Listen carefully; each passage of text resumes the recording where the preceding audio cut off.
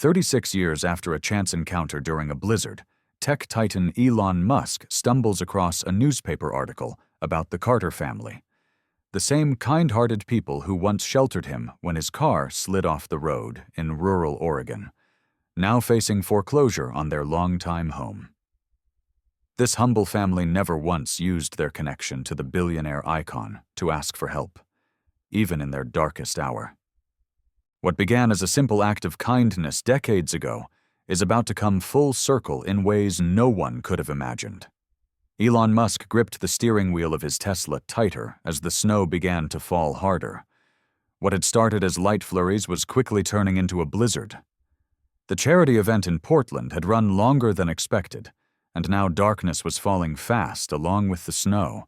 Should have stayed at the hotel, Elon muttered to himself. But he had a product launch tomorrow morning, and his team didn't accept excuses, not even from their visionary leader. He was already becoming the face of innovation. Tesla was finally starting to build a real empire around him. Every meeting mattered. The windshield wipers fought a losing battle against the snow. The road ahead was disappearing under a white blanket. Elon slowed down, squinting to see the fading yellow line. A gust of wind rocked the car. Elon felt the back tires slide slightly. He eased off the gas even more. "Come on, just 20 more miles to the highway," he said to himself. His headlights caught a road sign. Ashwood, 3 miles. Elon had never heard of the town. It wasn't on his route back to Palo Alto. That's when he realized he had taken a wrong turn somewhere back. The car slid again, this time more dramatically. Elon turned into the skid like his father had taught him years ago. But it wasn't enough. The Tesla slid sideways, then off the road, coming to a hard stop in a snowbank. The engine died. Elon tried to restart it. The car made a whining noise but wouldn't turn over. "Great," he sighed, resting his forehead against the steering wheel for a moment. He tried the car phone. No signal. In those days, cell service wasn't something you could count on, especially in rural areas during a storm. Elon zipped up his leather jacket, stylish but not meant for a winter hike, and stepped out into the howling wind. Snow immediately stung his face. He looked around. There were no lights from cars on the road, no houses in sight. Except, wait, was that a faint glow through the trees? Elon trudged through the deepening snow, his expensive sneakers quickly soaked through. The snow was already above his ankles. After about 10 minutes of walking, frozen and miserable, he saw it. A small 2-story house with lights in the windows. Smoke curled from the chimney. Relief flooded through him as he made his way up to the front door and knocked. The door opened, and warm air rushed out. A man in his 40s stood there, surprise on his face. "My car slid off the road," Elon explained quickly. "Could I use your phone to call for help?" The man stared at him for a second longer, recognition dawning in his eyes. Aren't you, Elon Musk?" Elon nodded, too cold to say more. "Henry Carter," the man said, extending his hand. "Come in before you freeze." Elon stepped into the warmth gratefully. The house was modest but cozy. A fire crackled in the fireplace. The furniture was worn but clean. "Grace," Henry called. "We've got a visitor who needs help, and you're not going to believe who it is." A woman came from what Elon guessed was the kitchen, wiping her hands on an apron. Her eyes widened. "Our phone's out because of the storm," Henry explained, "but you're welcome to wait it out here." "Thank you," Elon said sincerely. "I don't want to be a bother." "Nonsense," Grace said. "No one should be out in this weather. Take off those wet shoes before you catch your death." As Elon was removing his shoes, 3 children appeared from different parts of the house, drawn by the commotion. 2 boys and a girl, ranging from around 6 to 12 years old. The oldest boy's jaw dropped. You're... "Yes, Ethan, that's Elon Musk," Henry said. "And he's our guest, not a zoo exhibit." Ethan blushed. The younger boy, who couldn't have been more than 6, just stared. "I'm Sophie," the girl said, about 9 years old. "Do you want some hot chocolate? Mom makes the best." "That would be amazing," Elon replied, with a genuine smile. Henry showed Elon to the bathroom where he could dry off. When Elon came out, Grace had hot chocolate waiting, topped with homemade whipped cream. "The road crews won't be out until morning," Henry explained. "You're welcome to our couch for the night." Elon looked around the small living room. Tech magazines sat on a side table. A small TV sat in the corner. On the mantel were family photos and what looked like school achievement awards. "Are you guys Tesla fans?" Elon asked, noticing a Tesla logo sticker on a kid's notebook. "Liam is obsessed," Ethan said, pointing to his little brother, who was still staring at Elon in awe. "Dad takes us to one tech expo a year if we save up enough." Grace brought out a simple dinner: beef stew and freshly baked bread. They didn't make a fuss about having a celebrity at their table. They just treated him like a person who needed help. "So what brought you out to these parts, Mr. Musk?" Henry asked as they ate. "Please, call me Elon," he replied. "I was at a charity event in Portland, raising money for STEM programs." "That's wonderful," Grace said. "Our school could use something like that." As the evening went on, Elon relaxed. The Carter family didn't ask for autographs or pester him with tech questions. They just included him in their normal family evening. Later, as everyone was getting ready for bed, Grace brought Elon blankets and a pillow for the couch. "Sorry we don't have a proper guest room," she said. "This is perfect," Elon assured her. "Thank you for taking me in." "We're just doing what anyone would do," she replied.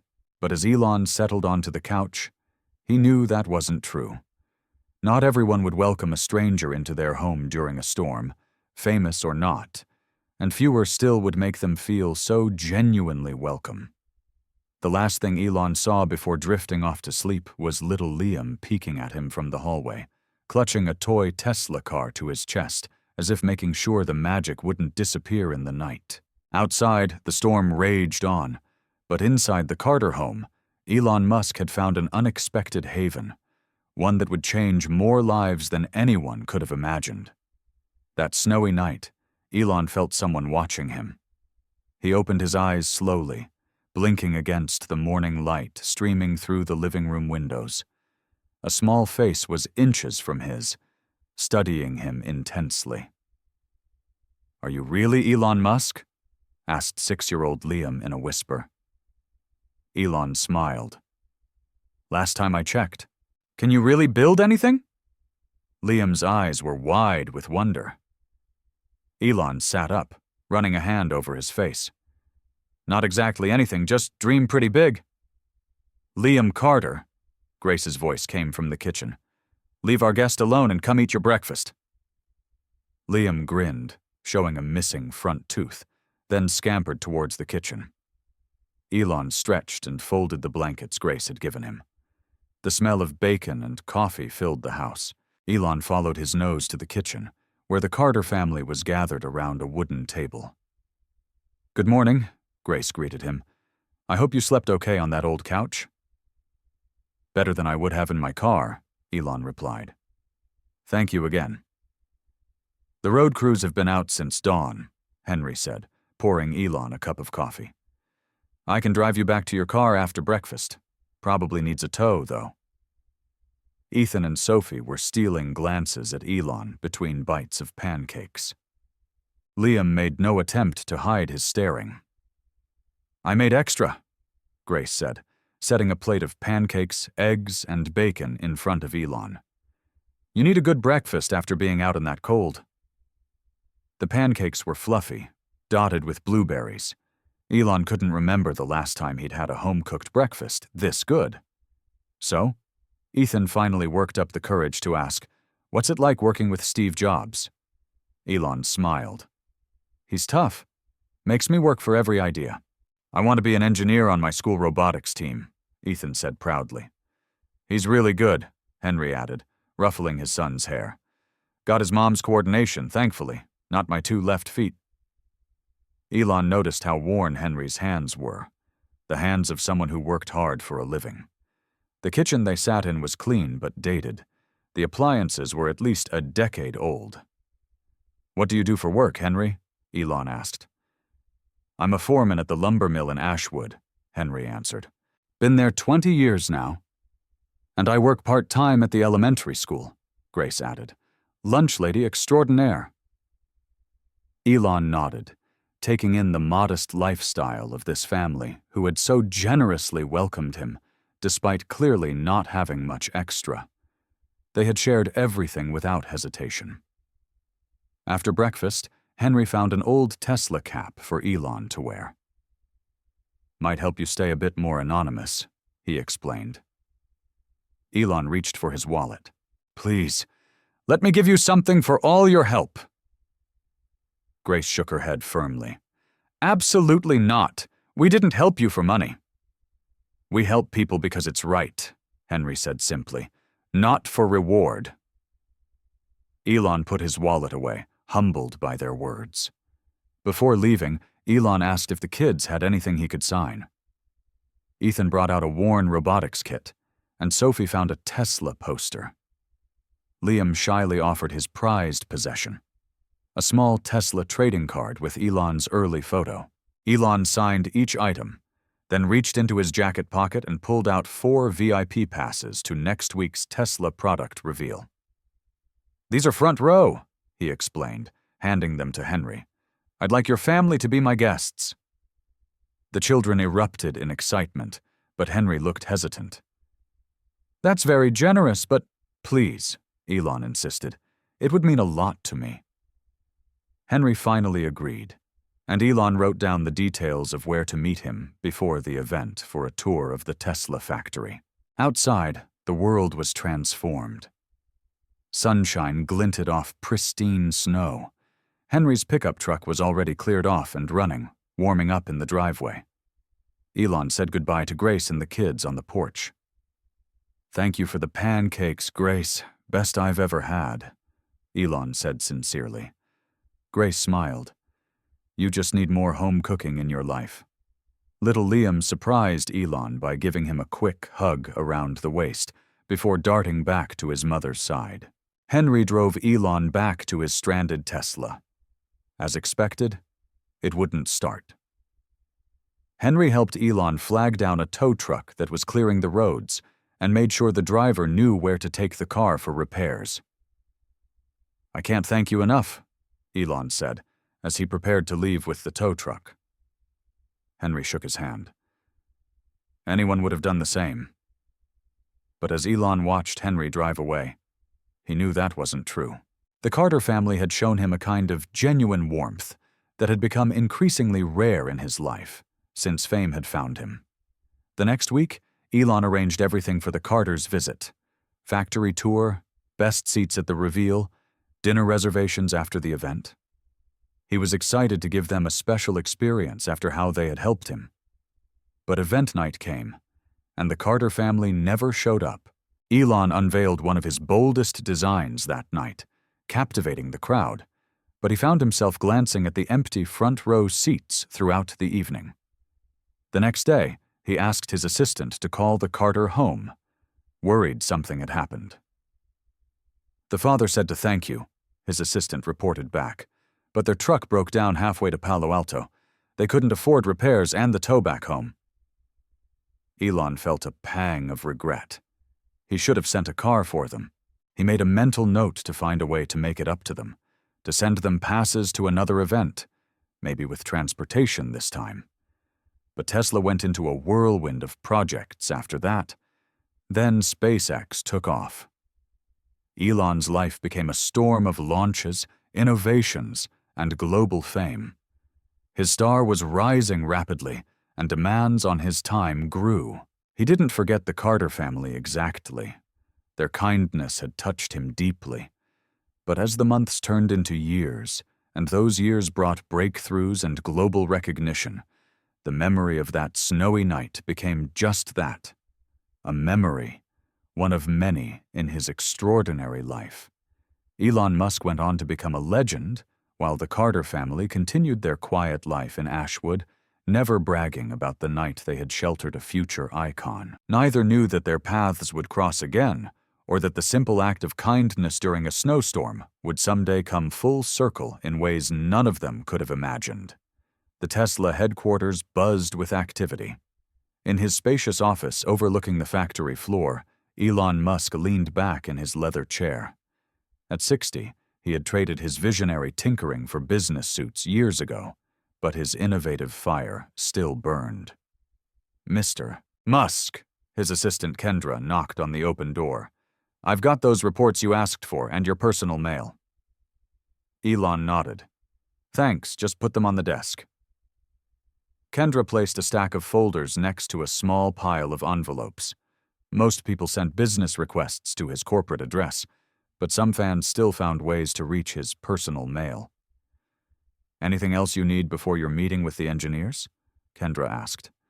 Elon glanced at his watch. "No, I'm good, thanks." After she left, Elon flipped through the mail. Bills, a charity invitation, a small-town newspaper. Wait. He paused, picking up the folded newspaper. The Ashwood Chronicle. Ashwood. Why did that sound familiar? He unfolded it, wondering who would send him a local paper from a small Oregon town. Had Tesla recruited someone from there? A yellow sticky note on the front read, "Thought you should see this. A mutual friend." No signature. Elon scanned the headlines, nothing standing out until his eyes caught a story at the bottom of the page. Local family who once sheltered tech legend now facing eviction. His heart skipped a beat. Memories from that snowy night flooded back. The storm, the warm kitchen, Grace's pancakes, little Liam's wide eyes. He began to read. The Carter family, longtime Ashwood residents known for their community service, is facing foreclosure on their home of 45 years. Grace Carter, 79, who worked in the school cafeteria for 3 decades before retiring, is now struggling with health issues following a stroke last year. Her son, Liam Carter, 43, moved back home to care for her after the death of his father, Henry, 5 years ago. The family has fallen behind on mortgage payments due to mounting medical bills. "They're the kind of folks who would give you their last dollar if you needed it," said neighbor Helen Grady. "They never talk about it, but everyone knows they once sheltered tech legend Elon Musk during a terrible blizzard in the 80s. They didn't make a fuss about it then, and they never used that connection to help themselves, even now. The bank has given the family until the end of the month to bring their mortgage current before proceeding with eviction." Elon set the paper down, a mixture of emotions washing over him. Guilt, regret. How had he let this family slip from his mind so completely? They had shown him such kindness, and he had meant to keep in touch, to check on them. He picked up his phone. "Kendra, cancel my meetings for the next 2 days, all of them." "Sir, you have the Hyperloop strategy session and—" "All of them," Elon repeated. "And have the jet prepared. I need to go to Oregon tonight." "Of course. Should I contact anyone there to let them know you're coming?" Elon thought for a moment. "No, this is personal." After hanging up, he stared out the window. Henry Carter was gone. The thought hit him hard. The man who had helped pull his expensive car from a snowbank, who had refused payment for his family's hospitality, who had shown such quiet dignity.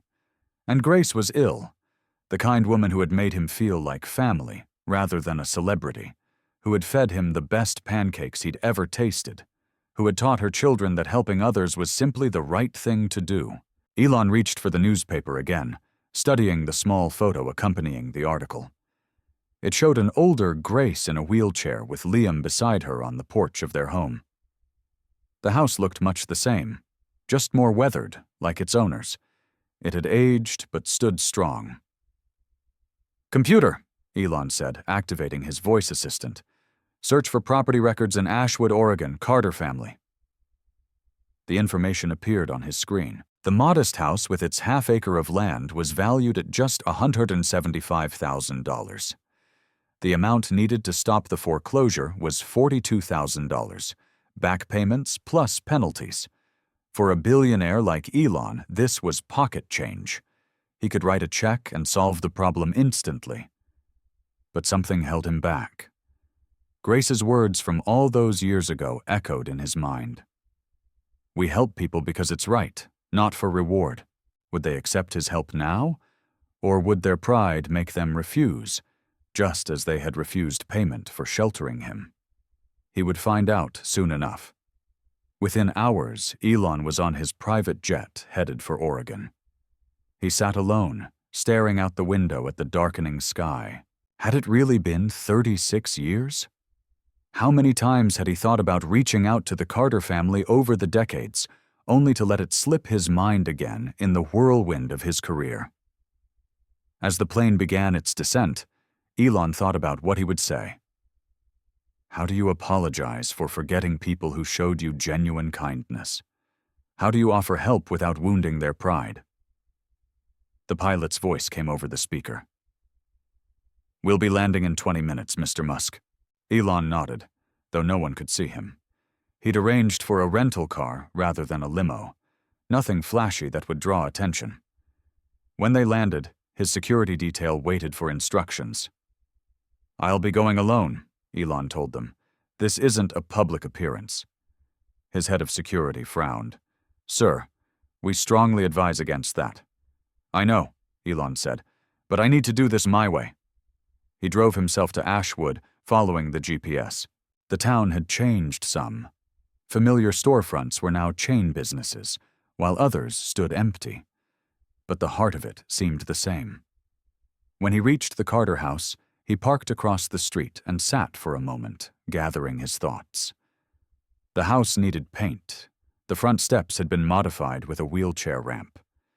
But the porch swing where he'd said goodbye to Grace and the kids still hung there. Elon got out of the car and walked up to the front door. He was dressed simply. Jeans, a button-down shirt, no logos. At 60, with his shaved head and the natural changes of age, he wasn't as instantly recognizable as he once had been. He rang the doorbell, his heart pounding like it used to before big launches. The door opened, and a woman in her mid-40s appeared. She had the same warm eyes as Grace, though her face showed signs of stress and fatigue. Can I help you? She asked, not recognizing him at first. Sophie, Elon guessed, remembering the 9-year-old girl who had offered him hot chocolate. Her eyes widened, recognition dawning. Oh my God, she whispered. Elon Musk? He nodded, suddenly feeling uncertain. I hope it's okay that I came. I just found out about your family situation. Sophie seemed frozen for a moment, then collected herself. Of course. Please come in. Her voice was controlled, not overly excited, a woman with bigger concerns than a celebrity visit. As Elon stepped inside, he heard a frail voice from the living room. Who is it, Soph? It's... Sophie looked at Elon, still processing his presence. It's Elon Musk, Mom. From her wheelchair by the window, Grace Carter looked up. Her face was older, marked by the stroke that had affected one side, but her eyes lit up instantly. Well, look who the wind blew in, she said with a smile. Took another storm to bring you back to us. And just like that, Elon felt the same warmth he had felt 36 years ago. The warmth of being treated not as a legend, but simply as a person welcome in their home. Come sit down, Grace said, gesturing to the couch across from her wheelchair. Soph, get our guest some iced tea. Elon crossed the living room, taking in the familiar space. The same family photos lined the walls, though many new ones had been added over the decades. The furniture was different, but arranged similarly. It was both the same and completely changed, like all of them. I can't believe you're here, Grace continued as Elon sat down. Her voice was slightly slurred from the stroke, but her mind was clearly sharp. What brings the great Elon Musk back to our little town after all these years? Elon leaned forward, resting his elbows on his knees. I just found out about your situation. Someone sent me a copy of your local paper. Grace's smile faded slightly. Ah, so you know about the house?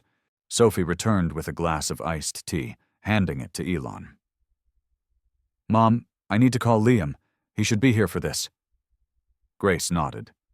He's at the bank again, another meeting about an extension. As Sophie stepped into the kitchen to make the call, Elon felt a lump forming in his throat. I'm so sorry to hear about Henry, he said. Grace's eyes grew misty. 5 years now. Cancer. He fought hard, but... She glanced at a photo of Henry on the side table. He never forgot that night you stayed with us. Used to tell the story every time a bad snowstorm hit. I never forgot either, Elon said, though it wasn't entirely true. He had remembered, but not enough to check on them, to maintain any connection over the years. I'm sorry I lost touch, he added. Life gets busy, but that's no excuse. Grace waved away his apology. You're Elon Musk.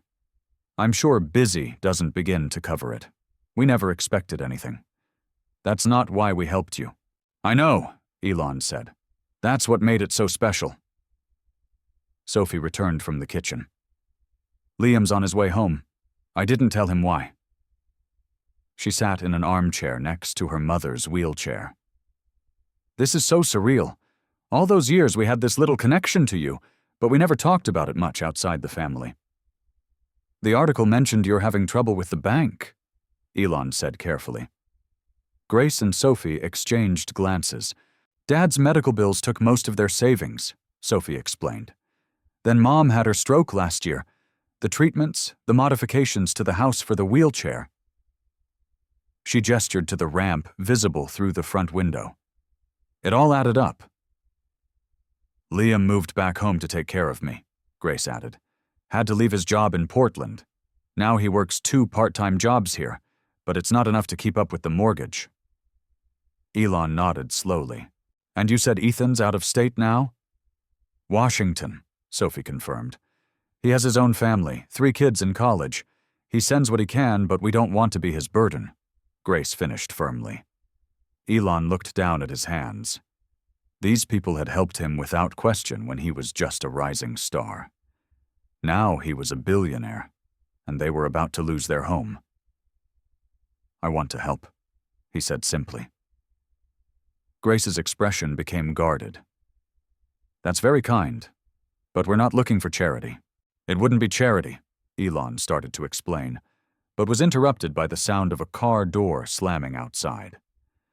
Heavy footsteps crossed the porch, and the front door opened. Liam Carter, now a tall man in his early 40s, stopped dead in his tracks when he saw who was sitting in his living room. Elon Musk, he said, his voice a mix of disbelief and something else, weariness, perhaps. Elon stood, extending his hand. Liam, last time I saw you, you were missing your front teeth. A flicker of a smile crossed Liam's face as they shook hands. Last time I saw you, I was hiding in the hallway, spying on you while you slept on our couch. Liam, Grace explained, Elon just found out about our situation. He came to see if he could help. Liam's expression tightened. He set his keys on the table by the door with measured control. I appreciate you coming all this way, Mr. Musk, but we'll figure this out ourselves. Liam, Sophie said softly, a note of caution in her voice. It's okay, Elon assured her. He recognized the pride in Liam's stance. It reminded him of Henry. How did the meeting go? Grace asked, changing the subject. Liam sighed, removing his jacket. Another dead end. They won't extend the deadline. He looked exhausted, the weight of responsibility visible in the slump of his shoulders. I'm sorry, Elon said. Banking can be tough. Liam gave a short laugh. Yeah, I imagine that's a real problem for you too. Liam, Grace scolded. Elon raised a hand. It's fine, I understand. And he did. He saw the complex emotions on Liam's face, frustration at their situation, wounded pride that someone he'd once looked up to was seeing them at their lowest, perhaps even a touch of resentment that Elon had never checked in on them until now. "I should have stayed in touch," Elon said directly to Liam. "After that night, after your family showed me such kindness, I meant to, but life happens," Grace finished for him. "We all understand that." A silence fell over the room. Through the window, Elon could see the old oak tree in the yard, bigger now but still standing strong. "Mom, you should rest before dinner," Sophie finally said. "It's been an exciting afternoon." Grace looked like she wanted to protest, but nodded. "Maybe just for a little while." She turned to Elon. "You'll stay for dinner, won't you?" Before Elon could answer, Liam spoke. "Mom, Mr. Musk probably has plans, a hotel reservation somewhere." Elon met Liam's challenging gaze. "Actually, I don't, and I'd love to stay for dinner if that's really okay." "Of course it is," Grace insisted. "Soph makes a mean lasagna just like I taught her." As Sophie wheeled Grace toward her bedroom for her rest, Elon and Liam were left alone in the living room, the weight of 36 years and vastly different life paths hanging between them. "So," Elon said, breaking the tension, "want to show me what's changed in Ashwood since I was last here?" Liam studied him for a moment, then nodded. "Sure, though might be quicker to show you what hasn't changed." It wasn't much, but it was a start. As they headed for the door, Elon felt a tiny spark of hope. The road ahead would be complicated. Helping this family without hurting their dignity would take more than just writing a check. But Elon Musk had never been one to walk away from a challenge. Main Street in Ashwood hadn't changed much in 3 decades. Some storefronts had new signs, and the old movie theater was now a gym, but the small-town feel remained. People turned to stare as Elon and Liam walked past. A few pointed or whispered. "You still cause quite a stir," Liam commented. Elon shrugged. "Comes with the territory. Hard to be anonymous when you're 6'2". They stopped at a coffee shop that had once been the town's hardware store. Inside, the young barista's eyes widened when she recognized Elon, but she kept her cool. "The usual, Liam?" she asked. "Thanks, Kira, and whatever my friend wants." Elon ordered black coffee, and they found a quiet table in the corner. "So," Elon said after they were settled, "tell me what's really going on. The whole story." Liam seemed to consider how much to share, then sighed. "Dad got sick 6 years ago. Pancreatic cancer. It happened fast, but the bills piled up even faster. They had some savings, but not enough." "No health insurance?" Elon asked. "Basic coverage, but it doesn't catch everything, especially the experimental treatment they tried at the end." Liam stared into his coffee. "Dad worked at the lumber mill his whole life, but when it closed 10 years ago, his pension got cut. Mom's school job didn't pay much, and she had already retired." "I'm sorry about your dad," Elon said sincerely. "He was a good man." Liam nodded, his eyes distant. "The best. Never complained, even when he was dying. He worried about everyone else." "Things were tight, but manageable," Liam continued. "Then Mom had her stroke last year. The right side of her body is weak. She needed physical therapy, modifications to the house, ongoing care. I was working in Portland. Good job in marketing, but you came back to help," Elon said. "Had to. Ethan has his family up in Washington. Sophie works full-time as a nurse in Eugene and drives over on weekends. It made sense for me to come back." "That couldn't have been easy, leaving your life in Portland." Liam shrugged. "They're my family. You do what you have to do." The simple statement reminded Elon powerfully of Grace's words decades ago. "We help people because it's right, not for reward." The bank wasn't very understanding about the missed payments, Liam continued. "First they added late fees, then they threatened foreclosure. I've tried everything. Loan modifications, refinancing, even selling off the back acre. Nothing's worked. What about social services? Elon asked. We get some help, but it's never enough. And Mom's too proud to take much. Liam looked up at Elon. We're not looking for a handout. I want to be clear about that. Elon nodded slowly. I understand. But maybe there's a way I can help that isn't just throwing money at the problem. The barista approached with their coffees, interrupting their conversation. She hesitated, then nervously asked Elon for an autograph for her dad. After she left, Liam smiled slightly. Some things never change. Must be weird, never being able to just be normal, he said. You get used to it, Elon replied. But it's refreshing when people treat you like a regular person, like your family did that night. They sipped their coffee in silence for a moment. Can I ask you something? Elon finally said. Why didn't your family ever reach out? All these years, with all your struggles, you must have known I would have helped. Liam looked him straight in the eye. That's not who we are. Dad always said you help someone because they need it, not because of who they are or what they might do for you later. Your mom said almost the same thing to me that night, Elon remembered. Besides, Liam added, you were Elon Musk, living your dream, building companies. We were just a random family who gave you a place to crash during a storm.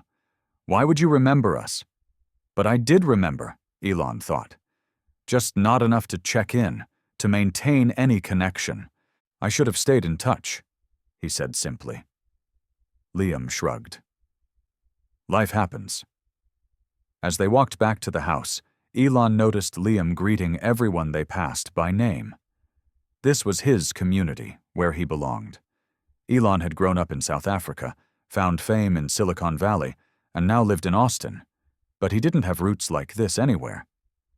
Back at the house, Sophie was setting the table while Grace supervised from her wheelchair. Perfect timing, Sophie called as they entered. Dinner's almost ready. The kitchen smelled amazing. Garlic, tomato sauce, and cheese. Elon's stomach growled, reminding him he hadn't eaten since breakfast.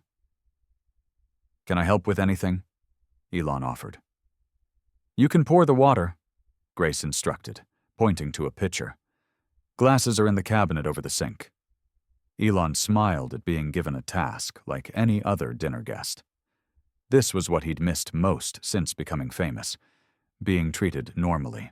During dinner, the conversation stayed away from their financial troubles. Instead, they shared stories about Henry, caught Elon up on their lives, and asked about his, not about Tesla or SpaceX, but about his kids, his interests, his life beyond the public eye. Dad kept that robotics kit you signed all these years, Sophie told him. It's in a special box in his closet. He wouldn't let us play with it, not even once. And I still have my trading card, Liam admitted with a small smile. Pretty beat up now, but I kept it. After dinner, while Sophie cleaned up and Grace went to rest, Elon and Liam sat on the front porch. The evening was cool but pleasant.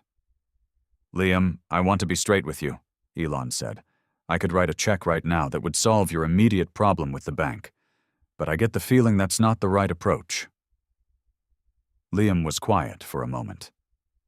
It's not that we don't appreciate the offer, but Mom, she's got her pride, and honestly, so do I. I understand that, Elon said. What if we looked at this differently, not as charity, but as an investment or partnership? What kind of partnership could we possibly offer someone like you? Liam asked skeptically. Elon gestured to the property. This land. You said you tried to sell the back acre. How much land do you actually have? About 3 acres total behind the house. It backs up to the old community field that's been sitting empty since the high school built their new facility across town. An idea began to form in Elon's mind. And the town doesn't use that field anymore? Not really, Liam said. Kids play there sometimes, but it's getting overgrown. Elon nodded slowly, thinking. What does this town need, Liam? What's missing here? Liam seemed surprised by the question. Lots of things, Jobs, mainly. The lumber mill closing hit us hard. But for the kids—" He paused. "There's nowhere for them to go after school. The community center closed 2 years ago. Budget cuts. Now the kids just hang out at the gas station or get into trouble." Elon smiled, a plan taking shape. "I think I might have an idea, but it would mean us working together. A real partnership, not a handout." "I'm listening," Liam said cautiously. "What if we built something on your land, in that unused field, something the community needs, something that could provide jobs, including for your family?" For the first time since his arrival, Elon saw a spark of interest in Liam's eyes. Not quite hope yet, but close. It was a start. Inside, through the window, Grace watched them talking. She smiled to herself, thinking of Henry and what he would say about Elon Musk sitting on their porch all these years later. Some connections, it seemed, were meant to come full circle. The next morning, Elon joined the family for breakfast. Grace insisted on making pancakes despite Sophie's protests that she should rest. "I've been making pancakes since before you were born," Grace told her daughter firmly. "I can manage just fine with one good arm." The pancakes were just as Elon remembered, fluffy with fresh blueberries. As they ate, he laid out his idea. "I've been thinking about your land and that unused field," Elon began. "What if we built a community center and tech facility there?" "A tech facility?" Liam raised an eyebrow. "In Ashwood?" Elon nodded. "Not SpaceX-sized, of course, but something good enough for the local kids, for training, for community events, with classrooms for after-school programs, maybe a computer lab." "That sounds wonderful," Grace said. "But how does that help us keep our home?" Elon set down his fork. "Here's what I'm thinking. We form a partnership. The center would be built on your land plus the community field, if we can get the town to agree. You'd be part owners, not just your home, but a business that generates income." "Income from what?" Sophie asked. "Ashwood isn't exactly flush with cash." "Tech camps," Elon explained. "Weekend workshops that bring in teams from all over the state. I can bring in engineers I know, maybe even some former colleagues for special events. My name attached to it would draw people." Liam looked skeptical. "And where do we fit in?" "You'd help run it," Elon said, looking directly at Liam. "With your marketing background, you'd be perfect. Create a real career here, not just the part-time jobs you're juggling now." Elon could see Liam processing the idea, weighing it against his pride and skepticism. "This wouldn't be charity," Elon continued. "It would be a business partnership. I provide the capital and my name. You provide the land and local management. We all have skin in the game." "And the house?" Grace asked quietly. "Would remain yours," Elon assured her. "Part of your investment in the partnership is a portion of your land, but the house and the immediate property stay in your name. Mortgage paid off." The family exchanged glances. "It sounds too good to be true," Sophie said finally. Elon smiled slightly. "There would be challenges. Zoning, permits, getting community support. It won't happen overnight." "Why would you do this?" Liam asked, the question everyone was thinking. "You could build a center anywhere. Why here? Why us?" Elon thought carefully before answering. 36 years ago, your family showed me something rare. Kindness with no agenda. You didn't help me because I was Elon Musk. You helped me because I was a person who needed help." He looked at Grace. "You taught your children a powerful lesson that night, and it stayed with me all these years, even when I didn't realize it. This town gave me shelter once. Maybe now I can help provide some shelter in return. Not just for your family, but for the community." Grace dabbed at her eyes with a napkin. Even Liam seemed moved, though he tried to hide it. "We'd need to think about it," he said finally. "Of course," Elon agreed. "It's a big decision." After breakfast, Liam offered to show Elon the land behind the house. They walked through the backyard, past a vegetable garden that had seen better days, to the edge of the property. "It slopes down here," Liam explained, "then flattens out for about 2 acres. The community field is just beyond those trees." Elon surveyed the land. It was perfect, not too far from town, but with enough space to build something significant. In his mind, he could already see the facility taking shape. "This could really work, Liam," he said, "but only if you're fully on board. This would be your project too, not just mine." Liam was quiet for a long moment. "When I was a kid, after you stayed with us, I used to tell everyone Elon Musk slept on our couch. Nobody believed me." "Kids can be cruel," Elon said. "They weren't cruel, just skeptical. Why would Elon Musk end up in a house like ours?" Liam shrugged. "But it wasn't about convincing them. Dad said something I never forgot. He said it doesn't matter if people believe you. What matters is what you learn from each experience in your life. Your dad was a wise man," Elon said. "He also said that pride can be both a strength and a weakness, that it's important to know when to stand firm and when to accept a helping hand." Liam turned to face Elon. "I'm not sure which this is yet." "Think of it this way," Elon suggested. "If your positions were reversed, if you had the resources and I needed help, what would you do?" Liam smiled slightly. "That's a tough hypothetical to imagine, but you know the answer." Elon pressed gently. After a long pause, Liam nodded. "I'd help, but I'd try to do it in a way that respected your dignity." "That's all I'm trying to do here," Elon said. When they returned to the house, they found Ethan on the porch. He'd driven down from Washington after Sophie called him about their surprise visitor. "Unbelievable," Ethan said, shaking Elon's hand. "And I still have that robotics kit you signed. My kids think I'm making up the story about you staying with us." Inside, they gathered in the living room, while Elon explained his plan again for Ethan's benefit. As the oldest sibling, his opinion clearly mattered to the family. "I like it," Ethan said when Elon finished. "It's not a handout. It's a partnership that benefits not just us, but the whole town." "There are a lot of details to work out," Elon cautioned. "Legal, financial, logistical. It won't be simple."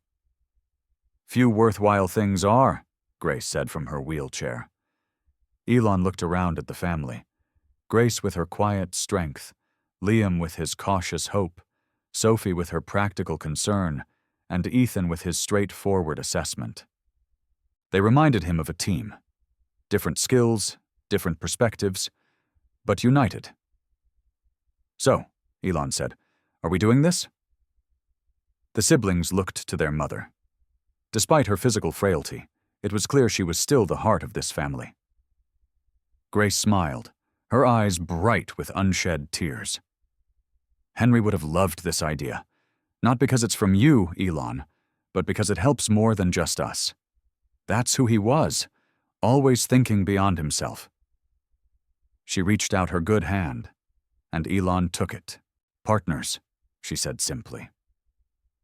And just like that, with a handshake across generations, the seed of something new was planted in the soil of an old kindness. 2 days later, Elon sat in the office of First Ashwood Bank across from its president, Thomas Pierce. The man was in his 50s, with thinning hair and glasses that he kept adjusting nervously. "Mr. Musk, this is certainly unexpected," Pierce said. "When my assistant told me you wanted a meeting, I thought it was a joke." "No joke," Elon replied. "I'm here about the Carter property." Pierce's expression shifted subtly. "I see.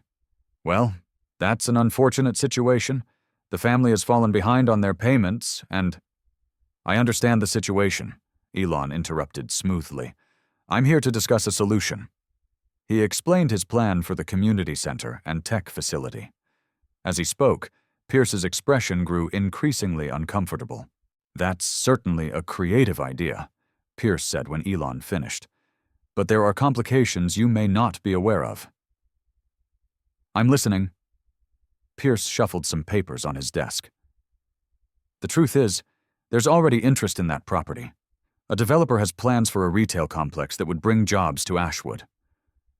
What kind of retail complex? Elon asked. A chain store, some fast food restaurants. Progress, Mr. Musk. This town needs it. Elon leaned forward. And this developer? They've made a formal offer? Not exactly, but there's a strong understanding. An understanding. Elon repeated the word carefully. So if I were to pay off the Carter mortgage today, they'd keep their home, correct?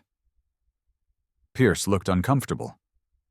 Technically, yes, but you'd prefer the foreclosure to go through so this developer can buy the land. The banker's face flushed. Mr. Musk, I have a responsibility to this town's economic development. Interesting, Elon said. I thought a bank president's responsibility was to help customers keep their homes when possible. Elon reached for his checkbook. I'd like to pay off the Carter mortgage in full today. Pierce cleared his throat.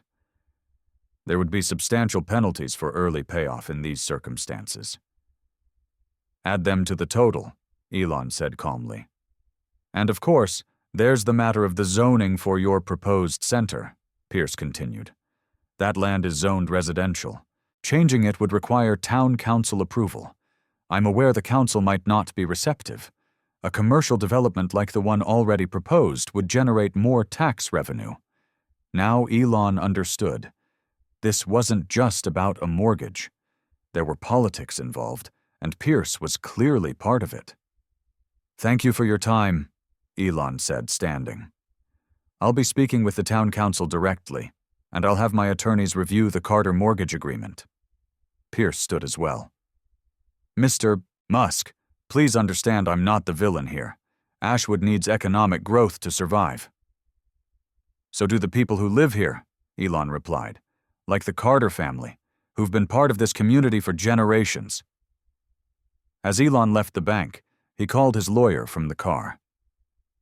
Tom, I need you to review a mortgage agreement right away, and I want to know everything about Ashwood's zoning laws and town council procedures.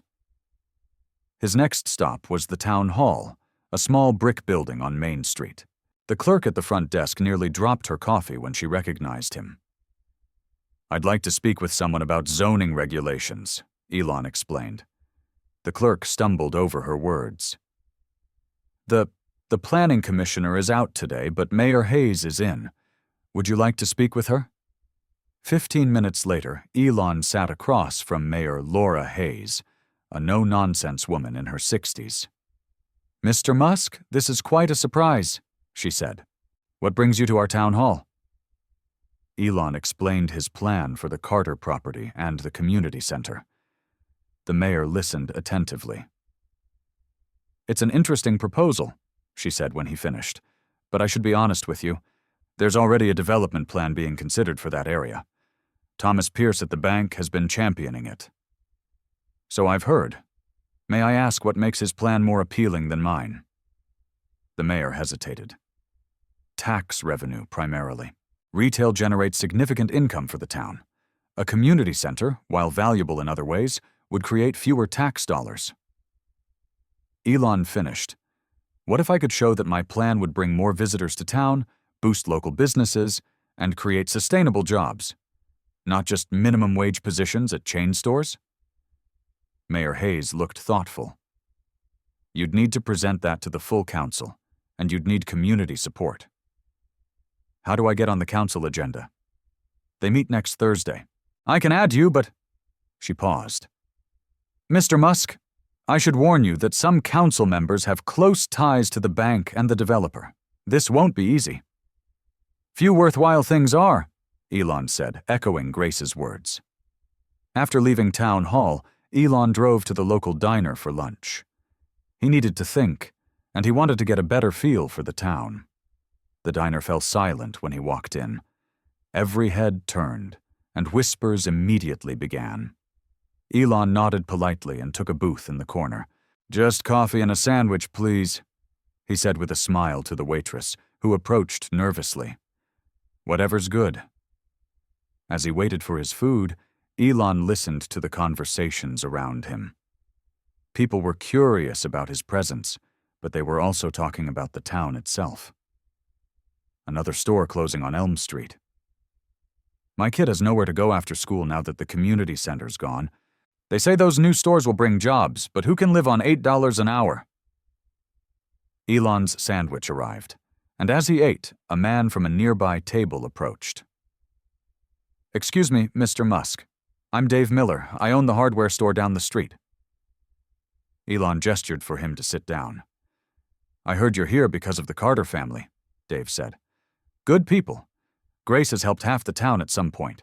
When my wife was sick, she brought us dinner every night for a month." "That sounds like her," Elon agreed. "Word's getting around that you want to build something here," Dave continued. "Some kind of tech center?" "News travels fast in small towns," Elon said. Dave nodded. "Especially when Elon Musk shows up. Look, a lot of us aren't happy about this chain store development. It would put locals like me out of business, but nobody seems to care what we think." "I care," Elon said. "Tell me more." By the time Elon finished lunch, 5 other locals had stopped by his table. Each had a story about the Carter family and concerns about the town's future. It was clear this wasn't just about saving one family's home. It was about the soul of Ashwood itself. Back at the Carter house, Elon shared what he'd learned. "Pierce has been pushing this development deal for months," Liam confirmed. "The developer is his brother-in-law. Everyone knows it, but nobody can prove anything inappropriate. And the town council's split," Sophie said. "Some want any development they can get. Others are worried about losing Ashwood's character." Elon paced the living room. "We need to change our approach. This isn't just about your family anymore. It's about the whole community." Grace watched him from her wheelchair. "Henry always said that no problem is too big when a community works together." Elon stopped pacing. "That's it.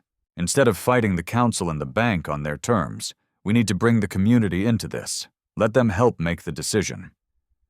"How do we do that?" Liam asked. "We hold a town meeting," Elon said, "at the high school gym. We present our vision, not just as my project or your family's solution, but as something for everyone in Ashwood." "The tech star and the PR guy," Liam said with a small smile. "We could make a good team." "We'll need to move fast," Elon warned. "The bank's foreclosure deadline is still approaching, and I have a feeling Pierce will try to speed things up once he realizes we're fighting." As they began planning the town meeting, Elon felt a familiar energy, the same focus and determination he'd felt before big launches. This wasn't a Tesla reveal, but in many ways, the stakes felt just as high. For the Carter family, for the town of Ashwood, and for a promise that had taken 36 years to fulfill. Word spread quickly through Ashwood. By the next morning, everyone knew Elon Musk was holding a town meeting at the high school gym on Friday night. Posters appeared in store windows. The local radio station announced it hourly. The Ashwood Chronicle ran a front-page story. Liam and Elon worked non-stop for 3 days, preparing presentations and gathering information. They met with local business owners, teachers, coaches, and parents. Sophie took time off work to help, while Ethan extended his stay to support the effort. "You're really serious about this," Liam said to Elon as they worked late Thursday night at the kitchen table. Elon looked up from his notes. "Did you think I wasn't? Honestly, part of me thought you might lose interest once you saw how complicated this was getting. You could be anywhere in the world right now, but you're here in Ashwood, fighting small-town politics." Elon set down his pen. "I've launched rockets, built companies, made billions. But this matters in a different way. Because of that night in the snowstorm, partly," Elon admitted. "But also because I've realized something watching your family these past few days. Success isn't just about what you achieve. It's about the kind of person you become along the way." From her bedroom doorway, Grace spoke softly. "That sounds like something Henry would say." Neither man had noticed her there, listening. "He'd be proud of you both," she added. "Now get some sleep. Tomorrow's the big day." Friday evening arrived, and the high school gym was packed beyond capacity. People stood along the walls, sat on the floor, and crowded the doorways. The air buzzed with anticipation. Principal Wilson, a tall woman with gray hair, stepped to the microphone. "Folks, please settle down. We've got a full house tonight, so let's give our speakers our attention." The crowd quieted as Elon and Liam took center stage. Chairs had been arranged for Grace, Sophie, and Ethan in the front row. "Thank you all for coming," Elon began. "Most of you probably know why I'm in Ashwood. 36 years ago, during a snowstorm, the Carter family took me in when I was stranded. They showed me kindness without expecting anything in return." He gestured toward Grace. "Now they're facing the loss of their home. But this meeting isn't just about saving one house. It's about the future of Ashwood itself." Elon explained the situation: the foreclosure, the developer's plans for chain stores, and the alternative vision of a community center and tech facility on the Carter property and the adjacent field. This center would provide after-school programs for kids, job training for adults, meeting spaces for community groups, and a first-class tech facility that would draw visitors from across the state. Liam stepped forward. "We've prepared some slides to show you what we're proposing." On the large screen, images appeared: architectural renderings of the center, economic projections, potential programs, and job creation estimates. "This isn't just a gym," Liam explained. "It's an investment in Ashwood's future. Studies show that communities with strong recreational and educational facilities retain more young people and attract new families." As they finished their presentation, Elon noticed Thomas Pierce and another man in suits standing at the back of the gym. The bank president looked uncomfortable. "We'd like to open the floor for questions and comments," Elon said. Hands shot up across the gym. Principal Wilson called on people one by one. A middle-aged woman stood. "I'm Aileen Chen. I teach math at the middle school. Since our community center closed, my students have nowhere to go after school. Many get into trouble simply because they're bored. How soon could this center be operating?" "With community support and proper approvals, we could break ground in 2 months," Elon answered. "The first phase could be open in a year." A teenage boy was next. "I'm Kevin Washington. I'm on the robotics team for the high school, but we barely have enough equipment, and our lab needs repairs. Would local kids really get to use this fancy facility, or is it just for the tech camps?" "Great question," Elon said. "Local kids would be the primary users. The camps and workshops would help fund operations, but they'd only take up about 30% of the available time." An elderly man stood with help from his cane. "I'm Walter Jenkins. I've lived in Ashwood for 83 years. My question is for Grace Carter." Grace looked surprised, but nodded. "Grace, your family has been here for generations. What do you think Henry would want for this town?" The gym fell silent as Sophie wheeled her mother closer to the microphone. "Henry believed in Ashwood," Grace said, her voice soft but clear. "He believed communities matter more than profits. He'd want a place where our grandchildren could learn and grow, not just another place to buy things we don't need." Applause erupted across the gym. From the back, Thomas Pierce stepped forward. "May I speak?" Principal Wilson nodded reluctantly. "While this is certainly an interesting proposal," Pierce said, gesturing to the presentation, "we need to be practical. Mr. Musk is a celebrity visitor. He can make grand promises, but when the excitement fades, who will actually manage this center? Who will pay for ongoing operations? The retail development offers guaranteed tax revenue and jobs that don't depend on tech camps." "I'll manage it," Liam said firmly, stepping to the microphone. "I'm moving back to Ashwood permanently. This is my home." "And the financial model doesn't rely solely on tech camps," Elon added. "We've secured commitments from corporate sponsors and my foundation to ensure sustainability." The man who had been standing with Pierce moved forward. "I'm Daniel Pierce, president of Northwest Development Group. The retail center we're proposing would bring familiar national brands to Ashwood. Convenience, selection, competitive prices, these are things every community needs." "What we need," came a voice from the crowd, is to keep our town from becoming like everywhere else. Where to goes? Dave Miller from the hardware store stood up. I've run my shop for 27 years. Those chain stores would put me and every other local business out of competition. Is that progress? More voices joined in, some supporting the retail development, others advocating for the community center. The gym grew loud with debate. Elon watched carefully, noting how the room was dividing. More people seemed to favor the community center, but the retail supporters were vocal. Suddenly, a young girl, maybe 12 years old, raised her hand persistently until Principal Wilson called on her. "I'm Aaliyah Jefferson," she said, her voice small but determined. "My grandma says the Carter family helped her when my mom was born, and they had no money for doctor bills. She's not the only one. Seems like everybody here has a story about how the Carter family helped them sometime." The gym grew quiet as the girl continued. "I don't have anywhere to go after school except the gas station parking lot. I want to learn coding, but our team got cut because there's no money. Mr. Musk's idea isn't just about the Carter family. It's about all of us kids, too." Several teenagers around the gym voiced their agreement. An older woman stood up next.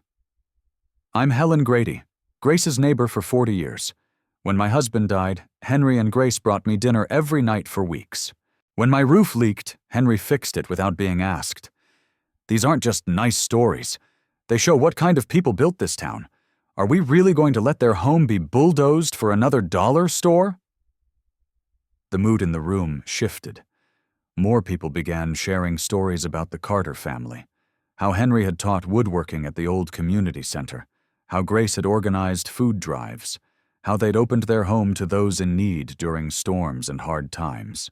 Elon glanced at Thomas Pierce, who was looking increasingly uncomfortable. Mayor Hayes stood next. "I think we need to put this to a formal vote. The town council meets next Thursday. I move that we put both proposals on the agenda and allow public comment before any decision is made." Agreement rumbled through the crowd, but then Daniel Pierce stepped forward again. "I should mention that our legal team has already filed paperwork challenging any zoning changes to the Carter property. While this community enthusiasm is touching, the fact remains that the foreclosure is proceeding on schedule."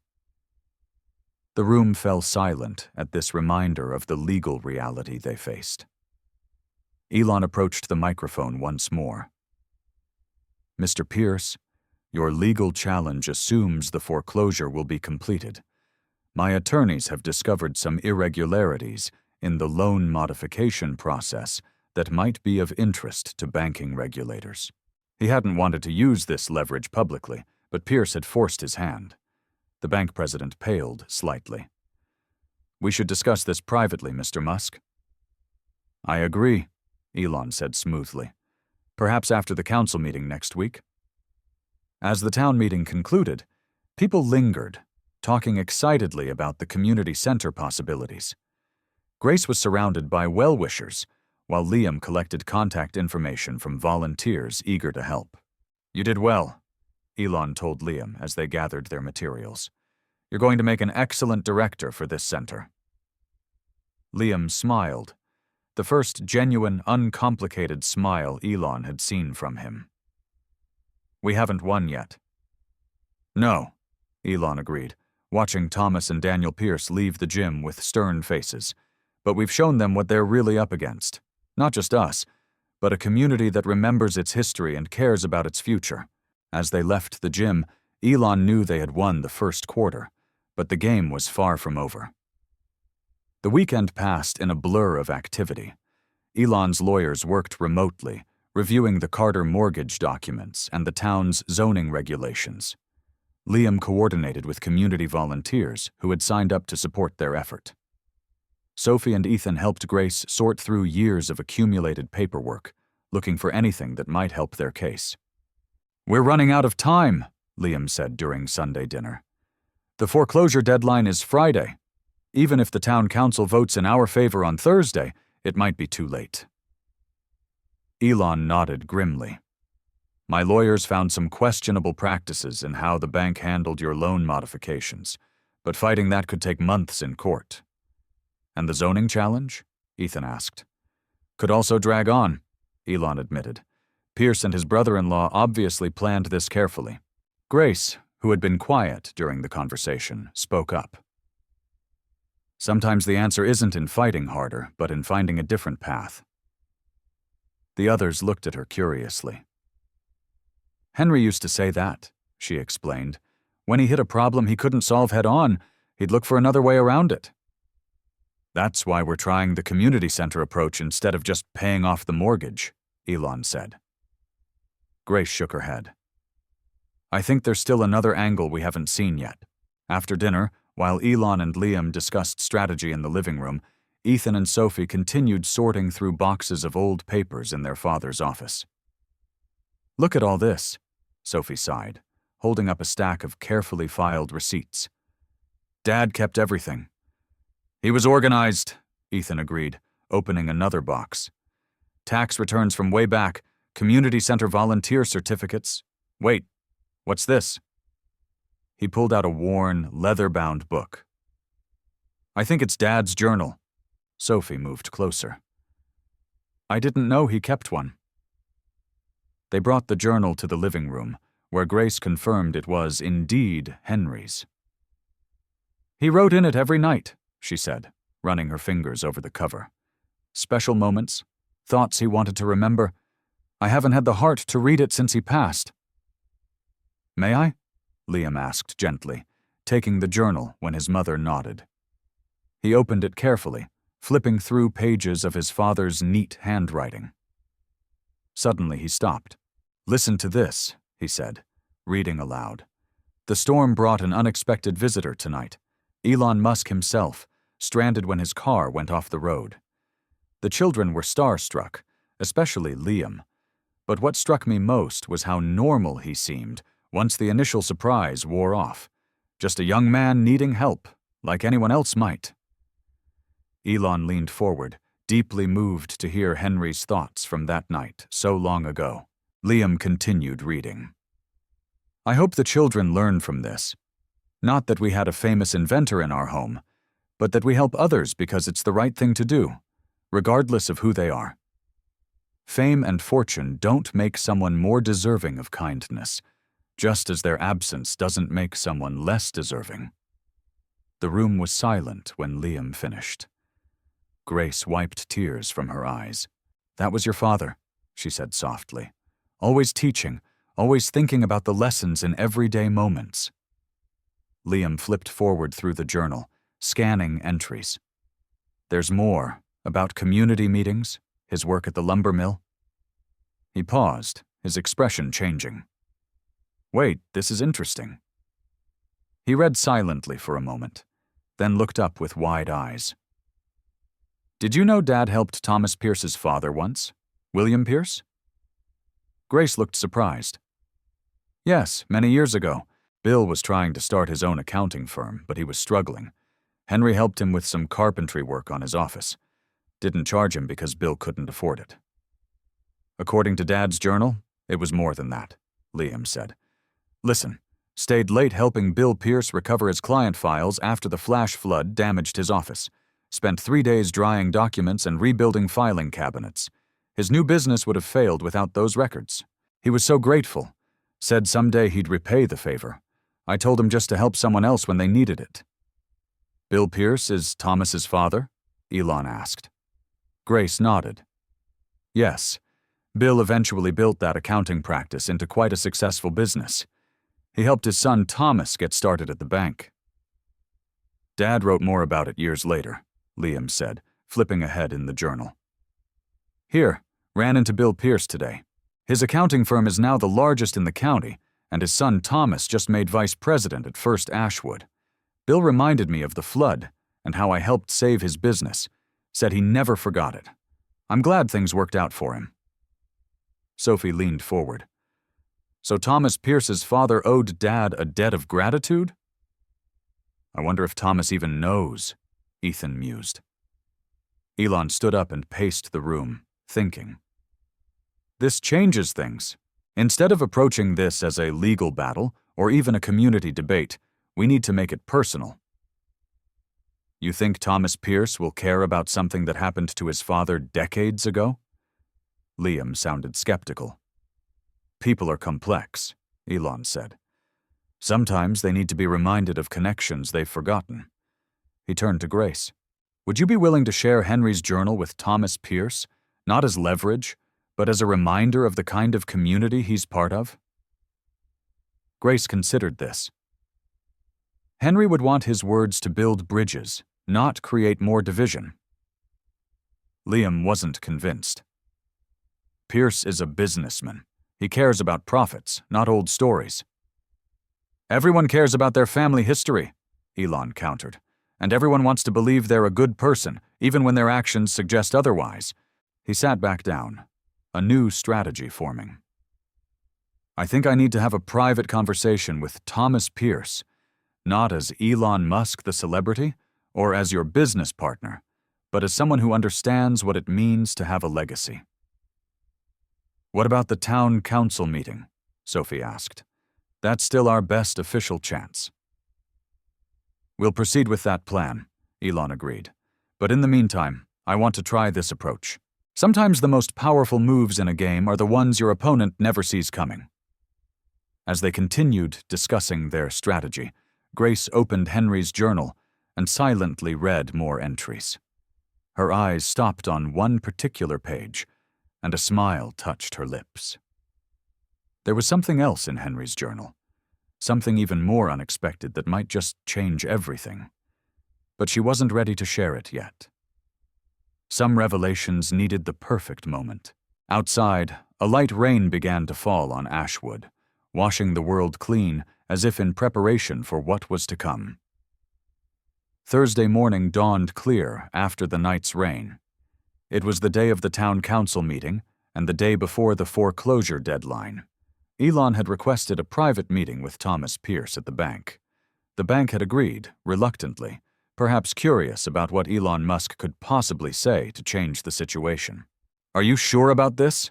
Liam asked, as he helped Elon load Henry's journal and some other documents into a leather portfolio.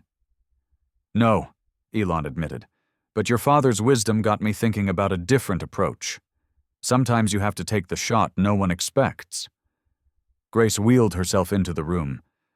Elon, before you go, there's something else you should see. She held out a page she had carefully removed from Henry's journal. Elon read it, his eyes widening. Grace, this is... I know, she said. Use it only if you need to. The First Ashwood Bank was quiet when Elon arrived. The receptionist immediately ushered him into Thomas Pierce's office, where the banker waited with visible discomfort. Mr. Musk, I appreciate your coming, but I'm not sure what more there is to discuss. The foreclosure is proceeding according to legal requirements, and my brother-in-law's development plans are moving forward. Elon sat down calmly. I'm not here to argue about legalities, Mr. Pierce. I'm here to talk about your father. Pierce's expression changed from professional detachment to surprise. My father? What does William Pierce have to do with this? Elon opened the portfolio and carefully placed Henry's journal on the desk. This belonged to Henry Carter. There are some entries I think you should read. Skeptically, Pierce took the journal and began reading the passages Liam had found. As he read, his face softened almost imperceptibly. I didn't know, he said finally. My father mentioned that someone had helped him after that flood, but I never knew it was Henry Carter. Your father's accounting firm became successful, Elon noted, and that success helped you get where you are today. Pierce closed the journal. An interesting history lesson, Mr. Musk, but business is business. I have responsibilities to this bank and this town. So did Henry Carter, Elon countered, and he fulfilled them by helping people, including your father when he needed it most. Pierce shifted uncomfortably. What exactly are you asking me to do? Ignore the missed payments? Pretend the foreclosure process doesn't exist? I can't do that. I'm asking you to look for a solution that serves everyone, the bank, the town, and a family that's been part of this community for generations. The retail development will serve the town, Pierce insisted, though with less conviction than before. Will it? Elon asked. Or will it just serve your brother-in-law's company and a few corporate chains? Our community center would create sustainable jobs, provide needed services, and preserve Ashwood's character. Pierce frowned. The town council will decide on the zoning tonight. If they approve your plan, we can discuss alternatives. But if they don't... Elon reached for the second document in his portfolio, the page Grace had given him. Before you make your final decision, there's one more entry from Henry's journal you should see. Pierce took the page reluctantly. As he read, his face paled.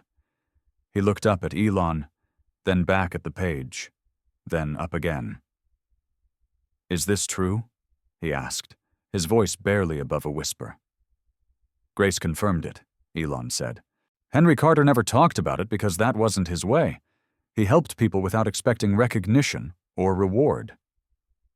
Pierce stood and walked to his office window, staring out at the town he'd lived in his entire life. For several minutes, he said nothing. Finally, he turned back to Elon. I need to make some calls. The town council meeting is at 7 tonight. I'll see you there. Outside the bank, Elon called Liam. I think we made progress, but I'm not sure. We'll know tonight. By evening, the town hall was packed beyond capacity. People stood along the walls and spilled into the hallway. The Carter family sat in the front row, Grace in her wheelchair between Sophie and Ethan. Liam and Elon would present their proposal when called. Mayor Hayes opened the meeting. We have 2 development proposals to consider tonight. Before we begin formal presentations, Thomas Pierce has asked to address the council. Surprised murmurs spread through the room as Pierce approached the podium. He looked different somehow, less rigid, more thoughtful. Members of the council, citizens of Ashwood, he began. For the past several months, I've been advocating for a retail development on the Carter property and adjacent land. I believed it was the best economic option for our town. He paused, his gaze finding Grace in the front row.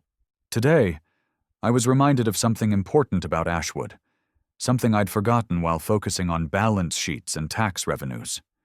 This town was built by people helping each other, not by corporations. More murmurs, now of confusion. First Ashwood Bank is withdrawing its foreclosure action against the Carter property, Pierce announced. Furthermore, we're recommending approval of the community center proposal, and the bank will provide favorable financing terms for its construction. The room erupted in applause and shocked exclamations. Elon and Liam exchanged amazed glances. One more thing, Pierce continued when the noise subsided. My brother-in-law's company will be donating construction services for the first phase of the community center. It's time for us to give back to Ashwood, not just take from it. The council meeting turned into a celebration. The zoning change was approved unanimously. Community members lined up to volunteer skills, materials, and support for the center. It was everything Elon and the Carter family had hoped for and more. Later that night, back at the Carter house, they gathered on the porch, still processing the unexpected turn of events. What exactly was in that last journal entry? Liam asked his mother. What changed Pierce's mind so completely? Grace smiled. Your father wrote about a winter night in 1952, when he was just a boy. A terrible blizzard hit Ashwood, and a traveler's car went off the road near our house. Another stranded traveler? Sophie asked. Like Elon? Yes, Grace said. Your grandfather took him in for the night, a young man trying to get home in the storm. That young man was William Pierce, Thomas's father. Wait, Ethan said. So decades before Dad helped save Mr. Pierce's business, our family had already helped his? Grace finished. And decades after that, Elon Musk's car went off the road near our house in another snowstorm. Elon shook his head in amazement. 3 generations connected by simple acts of kindness. That's why Thomas changed his mind, Liam realized. He saw that his own family history was tied to ours in ways he never knew. At the groundbreaking ceremony a month later, Grace Carter sat in her wheelchair next to Elon as he prepared to turn the first shovel of dirt. The entire town had gathered to witness the moment. Mayor Hayes handed Elon the microphone for a few words. 36 years ago, I found shelter in Ashwood during a storm, Elon began. Today, we break ground on a shelter of a different kind, a place where this community can gather, learn, innovate, and grow together. He looked at Grace. Would you like to say something? Grace nodded and took the microphone. My husband Henry used to say that kindness creates ripples that travel further than we can see. Today proves he was right. She paused, looking out at the gathered townspeople. There's something I haven't told anyone yet, not even my children. The night Elon stayed with us wasn't the first time our family had sheltered someone who would become famous. Years before, my father-in-law took in another traveler during another storm, a young William Pierce. And years before that, William's father had given shelter to my own grandfather during the blizzard of 1920. A hush fell over the crowd. Kindness isn't just something we do, Grace concluded. It's something we pass down, generation to generation. It's how we build. Not just buildings, but communities that last. As Elon turned the first shovel full of dirt, he reflected that his greatest legacy might not be the companies or the innovations, but his small part in this circle of kindness. A circle that had begun long before him and would continue long after. For the true measure of greatness isn't counted in patents or dollars, but in the lives touched when no one's keeping score. The Ashwood Community Center and Tech Academy bustled with activity on a warm Saturday afternoon. Children's laughter echoed from the main lab, where a youth coding tournament was underway. In the classroom wing, adults attended job training workshops. The computer lab was filled with seniors learning digital skills from teenage tutors. Elon Musk stood near the entrance, watching it all with quiet satisfaction. He visited Ashwood every few months to check on the center's progress and spend time with the Carter family.